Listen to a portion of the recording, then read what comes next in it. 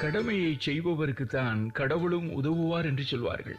சதா காலம் நான் இறைவனை பிரார்த்தனை செய்து கொண்டிருக்கிறேன். அவர் எனக்கு உதவ மாட்டாரா என்ன? உதவுவார். உழைத்தால் உதவுவார். உழைப்பின்றி பிரார்த்தனை எடுபடாது.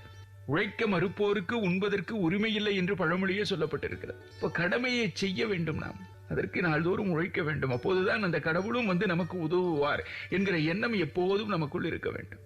ஆஞ்சநேய பக்தர் அவ்வப்போது ஒற்றை மாட்டு வண்டியில நகர்ப்புறம் சென்று கிராமத்திற்கு திரும்புவார். ஒரு நாள் அப்படி அவர் திரும்புகிற போது வண்டி சக்கரம் வாய்க்கால் சேற்றிலே ஆழ புதைந்து விட்டது. வண்டியிலிருந்து இறங்கி வாய்க்கால் ஓரமாக தரையில உட்கார்ந்து இறைவனை நினைத்து, கடலை தாண்டி போய் சீதையினுடைய கண்ணீரை துடைத்தவனே ஆஞ்சநேயா, என்னுடைய துயரை நீ துடைக்க வரமாட்டாயா? வண்டி சக்கரம் இப்படி வாய்க்கால் சேற்றில் புதைந்து விட்டதே, வந்து எடுத்துக்கொடேன். இப்படியாக பிரார்த்தனை செய்ய ஆரம்பித்தார். ரொம்ப நேரம் அவருடைய பிரார்த்தனை நீடித்துக் கொண்டே வந்தது. வண்டிக்காரனுடைய இறை நம்பிக்கைக்கு இறைவன் இறங்கி வந்தார், காட்சி கொடுத்தார். பக்தா, உன்னுடைய தூய்மையான பக்தியை பாராட்டுகிறேன். அதே சமயம் முயற்சி செய்யாதவருக்கு தெய்வத்தால் கூட உதவ முடியாது. ஸ்ரீராமர் நினைத்திருந்தால் இருந்த இடத்திலிருந்தே ராவணனை சம்ஹாரம் செய்திருக்கலாம். காடுமேடெல்லாம் கடந்து கடும் துயரங்களை எல்லாம் அனுபவித்திருக்க வேண்டியதே கிடையாது. கடவுளாக இருந்தாலும் தேரோட்டியாக இருந்து குதிரைகளை பராமரிக்கக்கூடிய வேலையை பொறுப்பாக செய்தார் ஸ்ரீராமர். காரணம், ஒவ்வொரு உயிரும் தனக்கான கடமையை செய்வதே பிறவியினுடைய நோக்கம் என்பது இந்த உலகுக்கு உணர்த்துவதற்காக.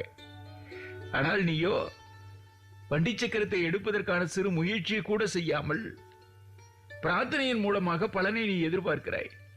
உன்னுடைய கடமையை நீ ஒழுங்காக செய், அதன் பின் தெய்வத்திடம் முறையிடு.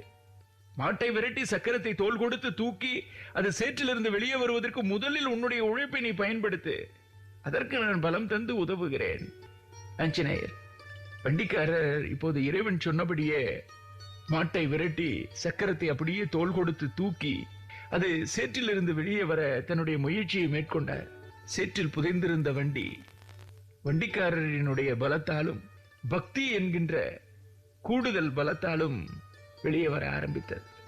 சித்த புருஷர்கள், ஞானிகள், மகான்கள் என பலருமே அவரவர் வழியில் உழைத்துத்தான் உன்னத நிலையை அடைந்தார்களே தவிர இங்கு உழைக்காமல் யாரும் உயர்வை அடையவில்லை. அதனால் உழைக்காமல் பிரார்த்தனை மூலமாக பலன் பெற நாம் நினைத்தோம் என்று சொன்னால் அது தவறான பக்தி. உழைத்து பிரார்த்தனை மூலம் நாம் பலன் பெற நினைத்தோம் என்று சொன்னால் அதுவே தேவையான